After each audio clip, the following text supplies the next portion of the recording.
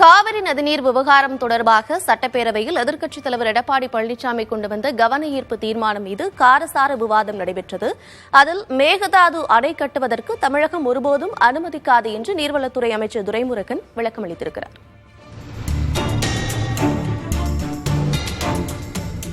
சட்டப்பேரவையில் நேரமில்லா நேரத்தில் காவிரி நதிநீர் குறுக்கே மேகதாது அணை கட்டுவது தொடர்பாக எதிர்க்கட்சித் தலைவர் எடப்பாடி பழனிசாமி உள்ளிட்ட சட்டமன்ற உறுப்பினர்கள் கவன ஈர்ப்பு தீர்மானம் கொண்டு வந்தனர்.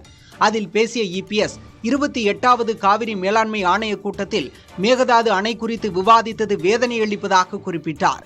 அவரை தொடர்ந்து பேசிய சட்டமன்ற உறுப்பினர்களும் கர்நாடக அரசின் முயற்சியை தடுக்க ஆக்கப்பூர்வமான நடவடிக்கைகளை தமிழக அரசு எடுக்க வேண்டும் என வலியுறுத்தினர்.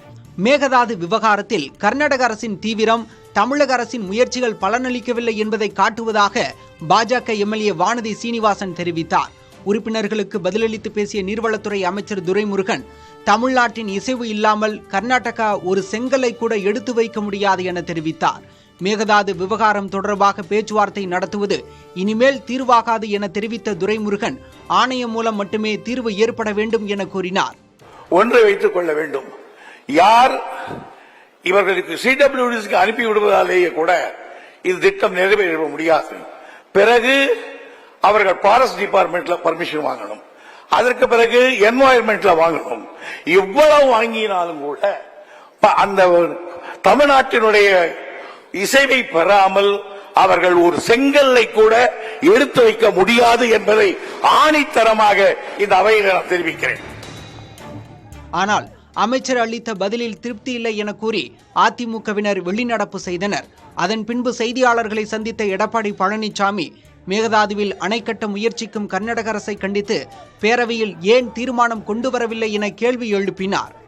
ஒருவேளை மேகதாதுவில் அணை கட்டப்பட்டு விட்டால் மேட்டூருக்கு தண்ணீர் வராமல் வறண்டு போய்விடும், டெல்டா மாவட்டம் பாலைவனமாகிவிடும். ஆகவே இந்த அரசு அலட்சியமாக நடந்து கொண்டிருக்கின்ற காரணத்தினால்தான் இதையெல்லாம் இந்த அரசுடைய கவனத்துக்கு கொண்டாந்திருக்கிறோம். இந்த அரசு இந்த 28வது காவிரி மேலாண்மை ஆணை கூட்டத்தில் உரிய முறையில் கவனம் செலுத்தாமல் அலட்சியமாக இருந்து இன்றைக்கு நாம் வாங்கிய தீர்ப்புக்கு குந்தகம் ஏற்படும் என்ற அச்சம் ஏற்படுகின்ற நிலையை இந்த நேரத்தில் உணர்த்தியிருக்கிறோம். அரசின் மீது நம்பிக்கை இல்லை என அதிமுகவினர் வெளிநடப்பு செய்தாலும் காவிரியின் குறுக்கே மேகதாதுவில் அணை கட்டக்கூடாது என்பதில் தமிழக அரசியல் கட்சிகள் அனைத்தும் ஒருமித்த கருத்தில் உள்ளன என்பதையே சட்டப்பேரவை நிகழ்வுகள் உணர்த்துகின்றன.